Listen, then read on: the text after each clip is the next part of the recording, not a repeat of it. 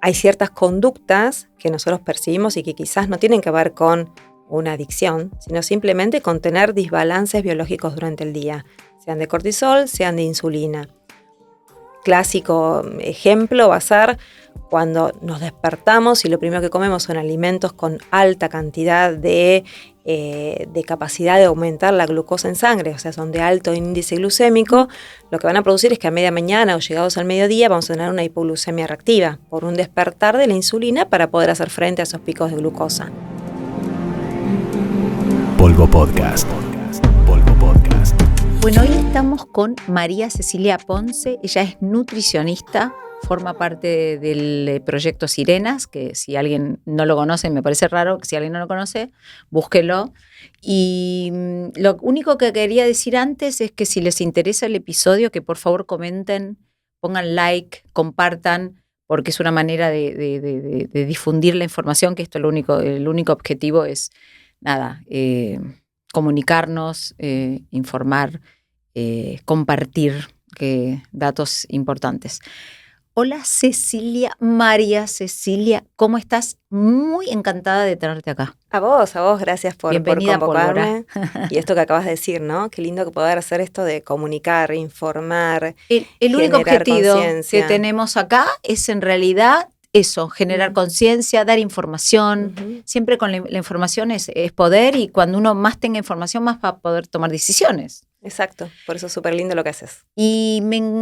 Y vos estás con Sirenas hace varios años, sí. Con Agostina Vicio. Claro, empezamos con Agos hace bastante, con sus talleres. Ella me convoca como para ser parte de la estructura profesional, de los lineamientos nutricionales que podemos darle a miles de mujeres que se conectan con este proyecto motivacional que tiene ese objetivo, ¿no? Motivar a cambiar de hábitos, sea para lo que necesites. Y ahí me das la puerta como para que yo te pregunte un tema que todavía no tratamos en Pólvora y que es crucial, que tiene que ver con esa relación emocional que tenemos con la comida. Se puede llamar adicción a la comida, se puede decir que usamos a la comida como excusa para un montón de situaciones. Y también hay una parte linda de la relación con la comida que tiene que ver que forma parte de todos nuestros festejos. Entonces, hay una relación emocional claramente clara con nuestra madre, con la teta, con la leche. Con tanto. Y ahí es donde empieza todo el lío, ¿no? Para no decir quilombo. Exactamente. Hay tanto con la comida dando vuelta, tanta información también y tanta vinculación que generamos con ese componente tan importante que es el alimento. Uh-huh. Y cuando no podemos conectar de una manera amorosa con el alimento, es cuando empieza a generar ruido, ¿no? Y muchas veces vemos patologías que están relacionadas con no poder conectarnos con el alimento de una forma amorosa, tener un vínculo adecuado con la comida. Uh-huh. Y eso charlamos mucho, por ejemplo, en Sirenas, ¿no? Porque una cosa que hablábamos recién entre nosotras, uno sabe lo que tiene que hacer y uno sabe cuál es el alimento adecuado y qué es lo sano, y más con toda la información que hoy tenemos. Abunda la información y eso muchas veces también confunde. Sí. Infoxication. Totalmente. Un término, sí. Pero el por qué no podemos sostener una elección apropiada, es ahí lo que nos tenemos que cuestionar. ¿Por qué cuando de lunes a jueves me cuido y viernes, sábado y domingo ya me olvidé de mi objetivo que me había puesto el lunes? Entonces, ahí es cuando uno tiene que trabajar en qué está pasando con esa cuestión, qué estoy llenando, qué vacíos, qué vinculación hay, si es simplemente por aburrimiento, si estoy comiendo por adicción a ciertos productos que generan adicción. Hoy sabemos que los ultraprocesados están diseñados para que sigamos comiendo, para poder disfrazar a todas las señales que tenemos como biología ancestral para poder tener saciedad, ¿sí? Tenemos un montón de señales biológicas que nos van a decir, hasta acá está bien, para de comer.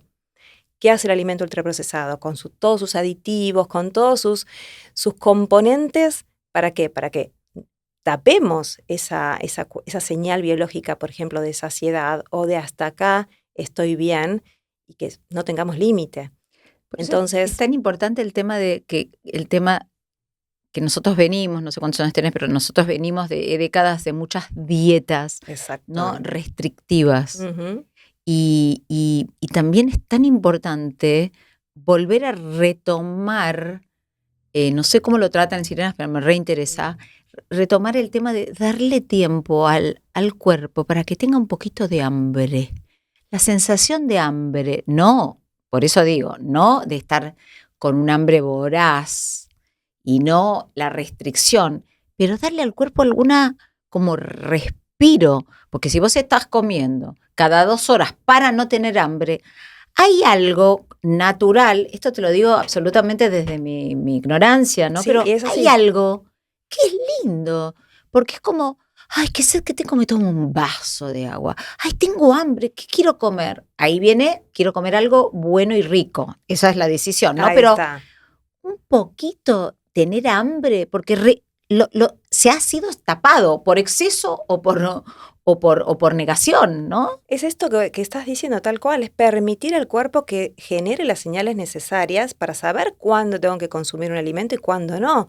Cuándo es momento adecuado biológico para poder sentarme en la mesa y tener una alimentación que sea saciógena, que ahí está el tema, ¿no? Y vos nombraste tal cual lo que acabas de decir. Yo me recibí hace 25 años, o sea que yo me recibí con el patrón nutricional adecuado era comer cada 2 horas, ¿no? Con la colación, el turrón, la barrita de cereal, el no sentir la saciedad, el comer cada 2 horas para mantener la glucosa estable, pero más que nada era para que el metabolismo no baje. No sé dónde venía eso, pero nosotros salimos de la universidad con esa información de alguna manera.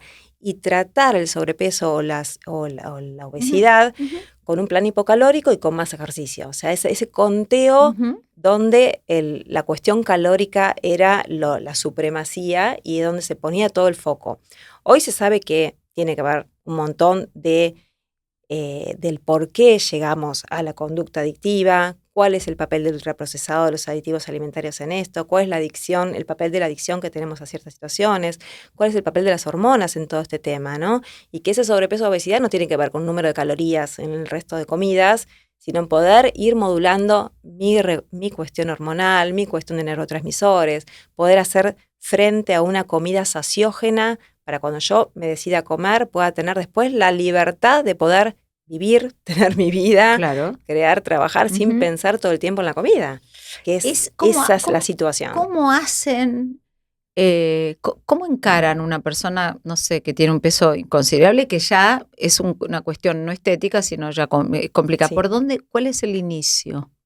Bueno, por un lado, como nutricionista que trabajo en consultorio y trabajo más que nada con nutrición de precisión, que vamos a hablarlo si quieres después, con respecto a poder abarcar primero cuál es el escenario por donde viene esa paciente, ¿no? Cuáles son su perfil hormonal, ya sea tiroideo, insulínico, hormonal a nivel sexual, cuál es ese perfil también de vinculación que tiene con el alimento, poder estudiar si es que tiene sobrepeso, obesidad, si tiene simplemente kilos de grasa visceral a nivel visceral, que es lo que más complica a nivel cardiovascular.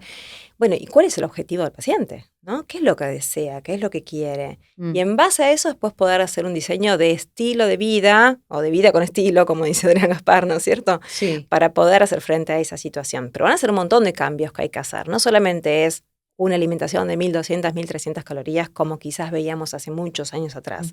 Hoy esto se ha avanzado muchísimo, desde la nutrición funcional, la nutrición de precisión, la medicina biológica, la medicina integrativa. Hay tantos nombres, pero básicamente lo que queremos es ver al paciente y qué es lo que está refiriendo a ello. Desde mi lugar, sin saber, la nutrición de precisión es lo antidieta estable, o sea, exacto. De formato, como que... Exactamente. Contame un poquito más. Tiene que ver con estudio principalmente de la genética del paciente, ¿no? De eso viene la nutrición de precisión. Viene Correcto. De la nutrigenética y la nutrigenómica, que son 2 componentes importantes de poder estudiar al paciente en algo mucho más preciso y poder darle las indicaciones más adecuadas para ese paciente. Cuando se estudia la genética de un paciente, lo que se puede ver son un montón de genes relacionados a procesos metabólicos. Metabolismo de las grasas, metabolismo de los carbohidratos, las proteínas, las intolerancias alimentarias, la susceptibilidad a tener ciertas patologías, porque eso hoy se puede saber predecir para poder prevenir. Claro, esa es la medicina funcional, ¿no? Claro, y una cosa es la medicina, la prevención, pero también tenemos que prevenir algo que ya puedo predecir. Entonces, si estudio primero mi ADN y yo conozco cuáles son mis susceptibilidades enfermedad cardiovascular, diabetes tipo 2, sobrepeso o otro tipo de patologías, yo puedo hacer prevención en esas patologías a las cuales ya tengo predisposición, ¿se entiende? Sí. Con respecto a la nutrición, la nutrigenética lo que va a hacer es el estudio de alelos, combinaciones dentro del ADN, ¿sí? Dentro de ciertos genes que confieren esos riesgos o también esos beneficios. Yo puedo tener una genética que me beneficie ante el consumo de ciertas grasas o de ciertos componentes, ¿sí? Entonces, si conozco esto, ya lo pongo de forma anticipada y puedo hacer lo que después hacemos con la nutrigenómica o la epigenética. Es un poquito parecido. La epigenética es cómo el medio ambiente regula la expresión de mis genes. Te afecta. La nutrigenómica es cómo los nutrientes, los epinutrientes, regulan la expresión de mi genética.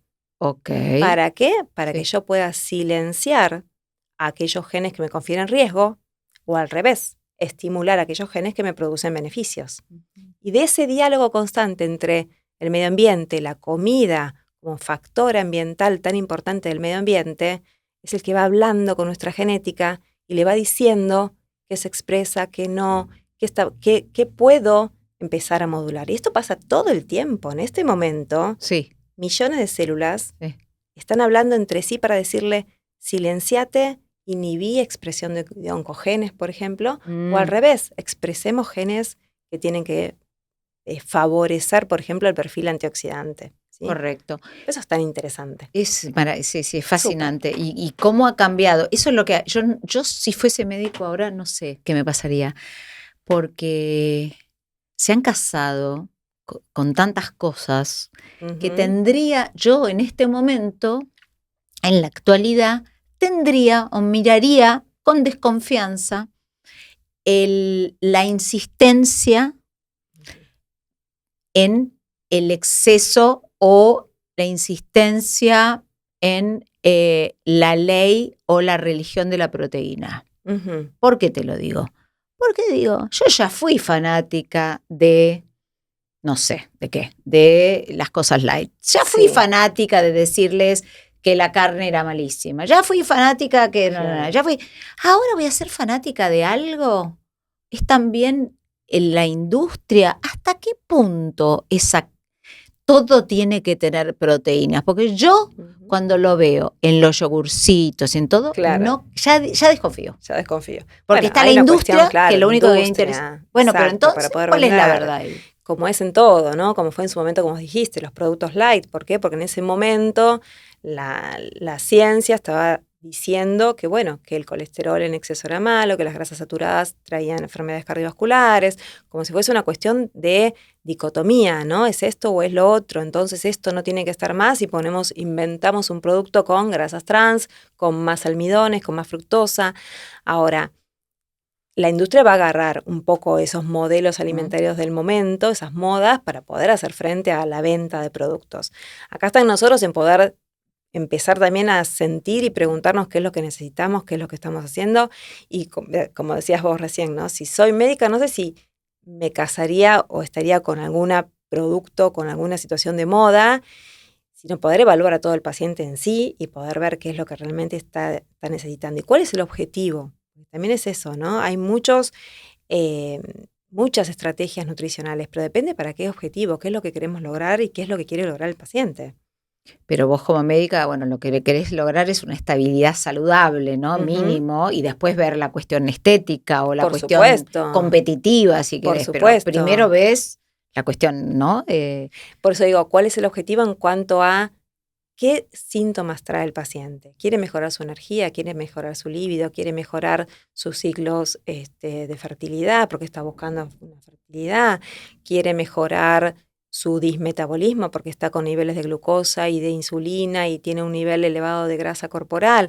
¿Cuál es el objetivo que está haciendo? Porque a veces nos quedamos con que queremos solucionar todo, ¿no es cierto? Ok, pero es cuando te llegan y quieren bajar de peso y les cuesta porque se tientan. Vamos a la parte más, porque digo, a la parte más emocional, que es la parte más difícil, porque no la podés agarrar, no podés hacer, si querés, el examen de cortisol, saber si está muy estresada, pero no sabes ese estrés por dónde viene, ¿viste? Esas cosas con el tema de la mente y la emoción difícil, ¿no?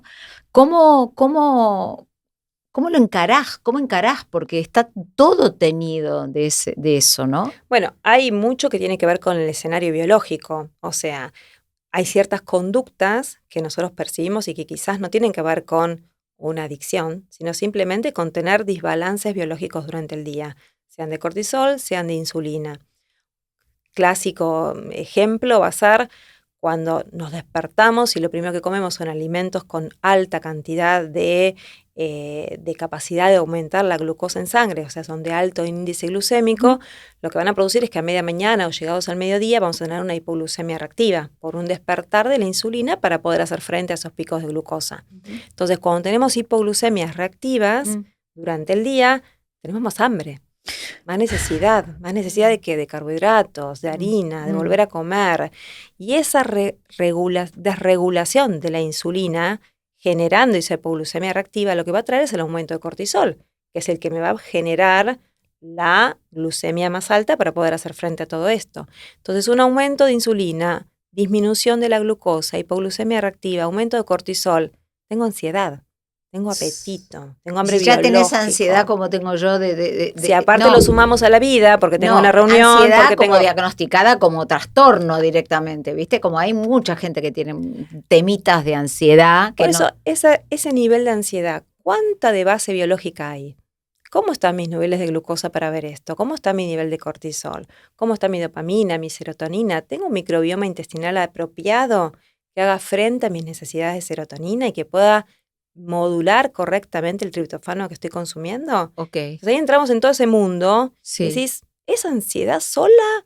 Ahí va. Porque me detecto ansiosa o estoy hay algo que me está inmersa despertando en un escenario biológico que está Correcto. favoreciendo esa situación. Correcto. Si bien voy a tener ciertas susceptibilidades, Ajá. va a ser genéticas, por herencia, por copiar, por patrones familiares, esa susceptibilidad está exacerbada por un escenario biológico, tratemos eso, que eso se puede modificar más fácilmente.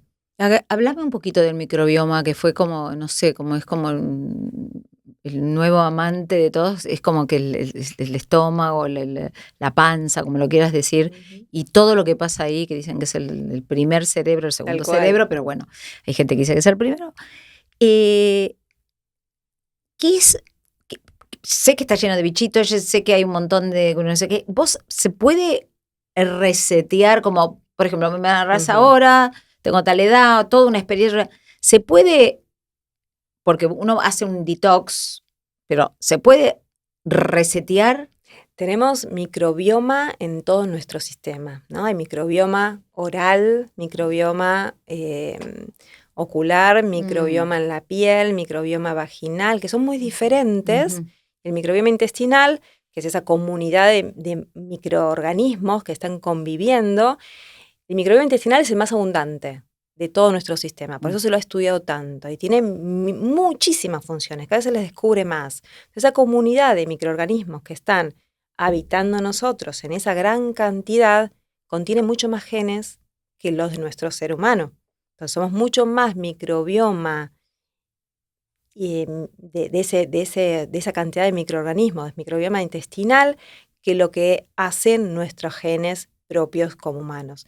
De ahí se le empieza a dar tanta importancia y a partir del proyecto Microbioma Humano, que fue hace unos años, se empezó a estudiar muchísimo la relación que tiene con la patología cardiovascular, con la patología del sobrepeso, con enfermedades autoinmunes, con tantas situaciones y bueno, cada vez se le da más importancia.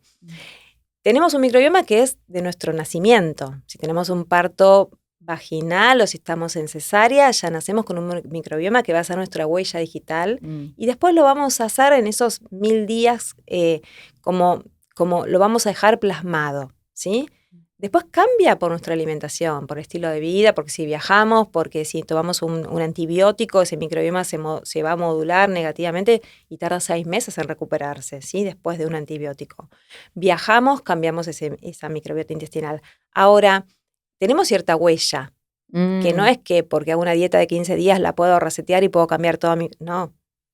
Voy a poder modular algunas de esas bacterias en beneficio o bajándolas, ¿sí? Por eso es interesante conocer ese microbioma intestinal. Hoy podemos conocerlo, podemos hacer estudios de ADN de esas bacterias y poder saber si tengo, en cuanto a la funcionalidad, las podemos separar en funcionalidad de esas bacterias. ¿Cuáles tienen actividad muconutritiva, que cuidan a la mucosa? Claro. ¿Cuáles tienen una actividad más antiinflamatoria? ¿Cuáles tienen actividad, por ejemplo, de generar metabolitos antiinflamatorios y que son sumamente beneficiosos para todo nuestro sistema? ¿Están haciendo esa función? ¿Están generando esos ácidos grasos tan antiinflamatorios? Podemos conocerlo, saberlo y saber si es que estoy cursando alguna sintomatología o estoy con una patología en especial. Ujú. Puede ser una autoinmunidad, puede ser una dermatitis, puede ser un problema para quedar embarazada, ¿sí? Ujú. Y puedo ir regulándolo con mis alimentos, con los prebióticos, que son la Yo te iba a fibra preguntar eso, principalmente. porque Claro. también venden en todos lados y hubo un momento que entonces todo el mundo toma prebióticos, probióticos Ujú. y digo, me parece que también tiene que ver con que, bueno, depende cuál es, cuánto, cómo, combinación, ¿no?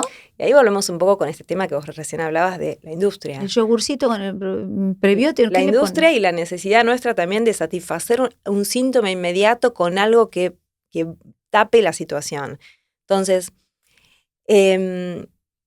aparece la necesidad, aparece el producto. Mm. Y ahí está en nosotros en poder decir también, bueno, ¿hasta dónde es la necesidad de seguir tapando la situación con un producto? ¿O ese microbioma está desbalanceado y yo tengo síntomas porque no estoy generando el contexto adecuado para que esas bacterias protectoras estén en alza? ¿Sí? Ujú. Puedo poner un probiótico, pero ¿en qué terreno? Si no duermo, si tengo un cortisol elevado, si estoy comiendo ultraprocesado, si no le doy espacios interdigestivos a la ingesta de alimentos, si no tengo un hígado realmente que haga una depuración adecuada, y ese probiótico va a ser sembrar algo en un terreno inadecuado. Entonces, hasta Sí. que no cambiemos el contexto Ujú. y podamos verlo de esa manera, en que si hay un síntoma, me está hablando de que hay algo en el cual tengo que trabajar que va mucho más allá que tomar un suplemento. Claro. Que va a caer en un lugar que ya está todo mal, entonces no. Ahí está la clave. Mm. Creo que por ahí es donde tenemos que mirarlo. Pero tenemos que saber también que contamos con estudios para poder verlo, poder evaluarlo, poder contextualizar cuál es el prebiótico, el probiótico o el tipo de alimentación que tenemos que tener para poder cambiarlo. Todo esto es parte de la nutrición de precisión que te contaba antes, Claro. ¿no? ¿Y qué tipo de estudios se hacen para tener toda esa información? No es Bueno, solo sangre. puedes hacer en sangre, puedes evaluar todo un laboratorio donde podemos ver vitaminas, minerales, Mm. perfil cardiovascular, perfil hormonal. Mm. En sangre o saliva también podemos ver todo lo que tiene que ver con el ADN. Con una célula sanguínea o con una célula salival ya tenemos acceso a lo más profundo de la célula, que es el ADN, y de ahí podemos estudiar todo el exoma completo. O sea, tenemos la conexión de poder ver todo tipo de conexión genética con patologías o, como decíamos antes, desde la nutrigenética, esos genes que confieren relación con el metabolismo de los alimentos. Ujú. Y después podemos estudiar en materia fecal el ADN de las bacterias. Pero ahí no te da una intestinales. info bastante importante. Tenés, pero Sí. muchísimo para Claro, trabajar. sí, Muchísimo sí. para trabajar. Claro. En base a eso, ¿para qué? Para después poder hacer recomendaciones más adecuadas, ¿no? Y de eso Correcto. hablábamos de la nutrición de precisión. Sí. Ahora, ¿es necesario hacer todo esto? Bueno, quizás no, quizás simplemente es con una entrevista y saber por dónde venimos y saber qué es lo que sabemos que tenemos que cambiar y no lo estamos haciendo. Volvemos un poco a lo que estábamos charlando antes. ¿Qué me está pero vinculando? a veces uno hace las cosas más o menos bien y sin embargo hay cuestiones. ¿Por qué pensás Ahí es que donde hay, podemos ayudar. claro, por qué pensás que hay tanta intolerancia al gluten ahora? ¿O que se puso de moda? ¿O que aumentó? ¿O qué? Un poco de todo, porque ahí tenemos que hablar diferentes patologías que puede haber con el gluten. Uno es la celiaquía, que Sí. es una enfermedad autoinmune detectada, la tenemos que analizar con una biopsia intestinal. Y después están todas las relacionadas al metabolismo del gluten, como la sensibilidad al gluten no celíaca, las alergias al trigo, ¿sí? Y son diferentes métodos de diagnóstico que también podemos tener para poder evaluar si es que el paciente tiene o no estas patologías. Ujú. Hay mucho detectado también y confundido por el gluten y quizás por el exceso de harinas y tiene que ver con la fermentación intestinal y no es por sí como proteína el gluten, sino por los fructanos que tiene el trigo, que es un tipo de fibra que a veces tenemos no intolerancia, sino que simplemente por tener sobrecrecimiento de bacterias intestinales no podemos hacer frente perfectamente a ese tipo de fibra. Entonces Ujú. hay fermentación, hay sintomatología, hay inflamación. Y ahí lo que decimos es intolerancia directamente al trigo o al gluten y sin embargo quizás no lo es. ¿Sí? Yo trabajé mucho tiempo en un laboratorio de sensibilidad a alimentos. Lo que veíamos en ese momento era, con análisis de sangre, separar los glóbulos blancos y ver cuál es la reacción del glóbulo blanco hacia una actividad de citotoxicidad, de inflamación, cuando está con los diferentes reactivos de los alimentos. ¿Qué podía ver yo como anecdótico o como algo simplemente práctico? Bueno, mucho paciente con patología digestiva o inflamatoria, dolor articular, dolor muscular, fibromialgia, muy relacionada con esa hipersensibilidad al gluten, que no es una De celiaquía. celiaquía. ¿Sí? Eso es una hipersensibilidad, es algo que se revierte. Viene Mm, por exceso de exposición, por exceso de consumo, por falta de rotación de los alimentos, por una permeabilidad intestinal más aumentada, por lo tanto, un sistema inmunológico que está exacerbado ante el consumo de cierto producto, ujú, pero simplemente por tener la susceptibilidad de hacerlo con todo, ¿sí? claro. Viene también por una cuestión de disbiosis, de desequilibrio de esas bacterias intestinales que están haciendo frente también con un perfil más inflamatorio y todo eso hace que, bueno, que quizás por ese momento actual, Ujú. en esa foto, el gluten sea uno de los factores cruciales por los cuales está teniendo sintomatología. También hay otros, ¿sí? Podemos hablar del lácteo, podemos hablar de los azúcares, de los aditivos, de los edulcorantes, colorantes. ¿Cuál te parecería en este momento el, el mayor peligro a nivel alimentario? Peligro en el sentido eh, que quizás tiene más contraindicaciones o que, o que dispara sobre un montón de cosas. ¿Qué es lo que vos le dirías a un paciente muy dispuesto Mm, a dejar algo, ¿no? Y que come cualquier cosa, todo, poner. Y que dice, bueno, vos decime, yo lo cumplo. claro. ¿Qué sería lo primero que Más le... allá de mi opinión, creo que lo que más está estudiado y es más habilitado está es el azúcar, ¿sí? El consumo de azúcar. Hoy vemos cómo en las patrones y las guías alimentarias de Estados Unidos que se han dado en enero 2026 a la población de los Estados Unidos, se ha podido sacar como algo que quizás nosotros lo venimos manejando como una eventualidad, Mm. consumir azúcar, y hoy en esas guías aparece como algo que no hay que consumir, ¿sí? Algo totalmente desaconsejado por Mientras ellos la, le pusieron en la industria en absolutamente todos los y por toda la evidencia alimentos. científica que hay de todo lo que tiene asociado el consumo de azúcares. Entonces, yo creo que ahí hay un punto crucial en el cual estamos pudiendo decir, bueno, no es que un poquito no pasa nada, es algo que realmente no tenemos que consumir, que está asociado a todo tipo de patología cardiovascular, Alzheimer, a disbiosis intestinal, a mayor aumento de marcadores de Mm, envejecimiento celular. Entonces, hay tanto para ujú, decir, y ujú. como vos decís, igualmente está puesto en todos los productos, pero compras Porque un encima, fiambre si y vos, tiene azúcar, bueno, ¿sí? ahí está. Porque encima si vos decís, bueno, me voy a comer una torta de chocolate con dulce de leche y te la comes, pero todo lo que uno piensa que no tiene. Pero ese es un tema de la industria. Ustedes los Ahí médicos está. tendrían que unirse internacionalmente para prohibir la introducción del azúcar en alimentos que no corresponde. Yo creo que estas medidas, por lo menos de lo que ha pasado ahora en este último año, creo que vienen por ahí, ¿no es cierto? Por lo menos poder decir, no es algo que tiene que estar solapado, sino que tiene que, si es evidente, hay infinidades de estudios que lo demuestran y sin embargo sigue siendo algo que, bueno, que seguimos consumiendo. Creo que eso y después todo lo que va a seguir estando, como vos decís, que tiene que ver con los aditivos, ¿no? Los colorantes, los conservantes, el edulcorante, que también está como parte de lo cotidiano. Ok, pero yo sí, todo lo que termina en antes, porque es Mm. químico, supuestamente hace mal. Pero yo lo hablé con una doctora en alimentos, me dice, mira, depende, hay cierto, a ver, yo no te lo voy a poder decir de la misma manera que lo decía Ujú. ella, pero hay, por ejemplo, tal colorante que está derivado, ahora no me acuerdo si era un colorante o qué, que está derivado y tiene la misma composición molecular que el limón, por ejemplo. Claro, Y entonces, bueno, pero y ahí me explicaba, digo, que también es falta también de información, quizás porque no es que todos hacen por mal, supuesto. para mí Hay hacían todos mal. tantos. No, pero hay Claro. tantos y algunos que están derivados de componentes naturales, eso es verdad. O que Lo la molécula es la misma. ¿Entendés? Como Exacto. que se le...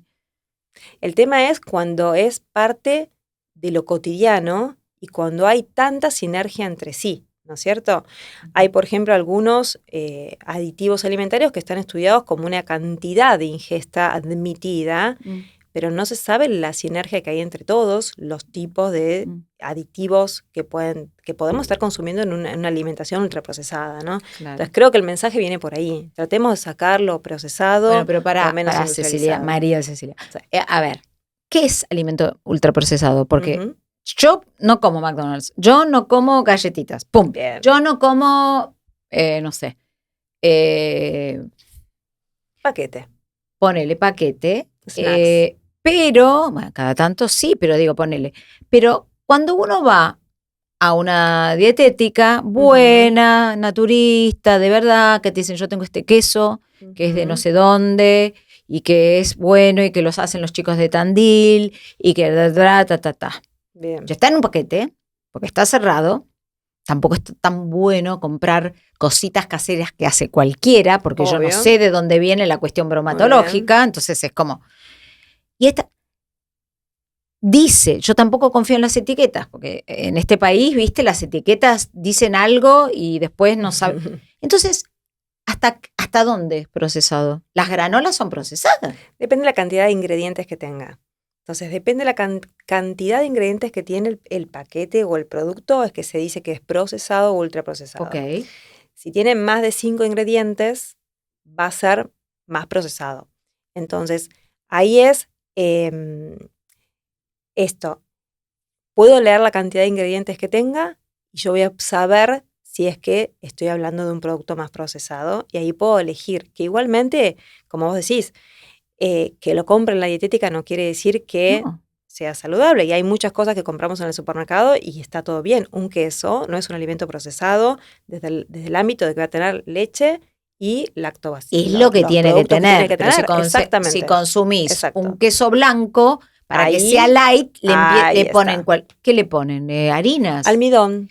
Bueno. Y otros estabilizantes. Y entonces ya aparece como un producto lácteo que va a ser un similar a un queso untable, ¿no es cierto? Pero eso es como vos decís, ¿no? La diferencia, por ejemplo, de lo que es un yogur griego, que va a ser simplemente leche y las bacterias necesarias, a, por ejemplo, un producto que sea tipo yogur griego, en el cual hay uno que venden que no es yogur griego, dice yogur griego. A eso iba. Y no es. A eso iba. Pero bueno, ¿cómo la industria le deja poner? Escúchame, y yo lo que quería volver sobre el tema de la adicción a la comida. ¿Por dónde se empieza? ¿Empezás diciendo no compres nada light? Olvídate, tipo, llena tu helado. ¿Cómo? Para mí no es la prohibición, sino al contrario. Evaluemos el terreno biológico, como decíamos antes, como primera medida, pero después al contrario, empezá a agregar aquellas cosas que te den saciedad. Agrega la grasa, agrega la fibra, agrega la proteína. Ocupate que en cada comida de tu día tengas esos componentes para poder generar esa estabilidad y que puedas vos ser capaz de no tener esos picos de glucosa, de insulina, de hipoglucemias reactivas y que puedas llegar a la próxima comida con mayor estabilidad. Eso, y que no comer de noche. Escucho tantas pacientes que se despiertan en la madrugada para comer. Sí. El favorecer el descanso va a hacer que yo durante el día... ¿Se despiertan o que ya lo tienen? Es que sí. Está como hábito, está ya instalado. ¿Dónde está metido eso? Está instalado y es parte de un circuito instalado. ¿Pero de dónde sacan el despertarse a la noche? Porque vos tenés que estar durmiendo y soñando con el príncipe azul y despertarte para ir a comprar un alfajor. Pero yo también conozco, pero ¿y de dónde está ese disparador? De que te despertaba. No, porque no hay un sueño profundo, no hay un sueño reparador, entonces cuando hay un sueño muy leve, ya no estoy pudiendo reparar ni haciendo todas las funciones que tienen que tener el descanso. Y si alguna vez lo linkeaste con levantarte, ir a la cocina, prepararte algo, porque hay gente que se prepara, se cocinan. Sí. Es ese vínculo y ese hábito que está no instalado, duermen. esa red neuronal en la cual ya tengo instalado que cada vez que me levanto como, es difícil, pero hay que trabajarlo por ese lado. Esto que te decía, ¿no? Empezar a incorporar desde el aporte de nutrientes aciógenos va a hacer que yo me pueda despegar un poco de lo rápido, de la necesidad de la colación, de la necesidad del picoteo constante. Es todo un trabajo, todo un trabajo. El permitirme incluir un alimento diferente a la mañana. Ahora los huevos están de moda y comemos huevos y no nos cuestionamos a mí no que tanto. no me vengan a decir que 12 huevos por día hace bien, porque No, me parece una... Coincido totalmente. Conozco gente que come 12 huevos por día porque van al gimnasio. Totalmente. Déjame de hinchar, nada. Pero el permitirte también incorporar algo distinto, que no sea solamente la tostada de la media luna del mediodía, ya es de la mañana, ya es un punto enorme. Pero, ¿cómo vas tratando esto? Primero con orden, con estructuras, porque como incorporaste la estructura de comer de noche o de comer medialunas a la mañana, tenés que incorporar la otra estructura y eso lleva tiempo, eso lleva toda una red neuronal con una conexión, con una sinapsis que se tiene que hacer y que se tiene que forjar.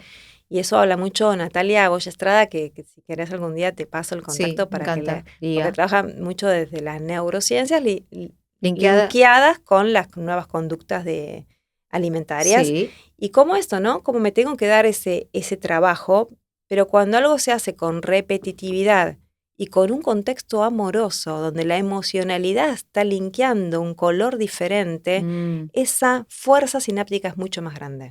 Y yo te voy a agregar... Esa red neuronal se comunica y se establece y se refuerza cuando hay repetición y amorosidad. En el proceso. Muy lindo lo que decís. Y yo te agrego la importancia del acompañamiento. Por supuesto. Porque hacer todos estos procesos en soledad ya los hubiesen hecho. Total. Sí, hubiesen podido. Entonces, conocimiento, es difícil. Decisión y acompañamiento. Y acompañamiento. El acompañamiento de buenos profesionales y de esta cosa de la contención del grupo. Y no necesariamente uno tiene que estar en una situación de excesivo peso o de riesgo de vida. No, uno puede sentirse incómodo con la relación que tiene con la comida, ver que no es natural, que no es algo relajado y que uno no se conecta, espontáneamente con la comida. Y ahí también me parece que es recomendable. Totalmente de acuerdo. Es esto, no esperar a un punto de patología ni que tener que estar. No necesariamente. Si estoy sintiéndome incómoda con mi cuerpo, si estoy sabiendo que tengo que hacer un cambio, si no tengo energía suficiente para emprender mi día, si no estoy con las ganas del día que quiero tener y que sé que puedo tener, si estoy sabiendo que puedo mejorar desde muchos aspectos. O si estoy inflamada, hinchada, que es muy común en las mujeres. Estar hinchada, sentirse hinchadas, retener líquido o en el abdomen. Por supuesto. Y eso quizás no es comida o no es gordura, pero algo está pasando. Exacto. Me parece muy interesante. Bueno, María Cecilia, un placer. Igualmente. Te convoco a otra charla porque la verdad que me quedé corta. Tengo 1000 preguntas más para hacerte. Bueno, vos atendés en tu consultorio personal, también formas parte de Proyecto Sirenas y en algún otro lugar. Después hacemos, con Adrián Gaspar, que hacemos el diplomado en longevidad saludable, que es hermoso porque es un diplomado anual para profesionales de la salud, para médicos. Eso está avalado por la UBA. Sí. Y hacemos todo el año, una vez por semana, son 2 horas, hoy tenemos clase. Mirá. Y hacemos este cambio de mirada. Totalmente, importantísimo para que todos los médicos se ayornen y empiecen a sumar ciertas cosas. Exacto. Bueno, un placer. Gracias a vos Nos por vemos comunicar. en la próxima.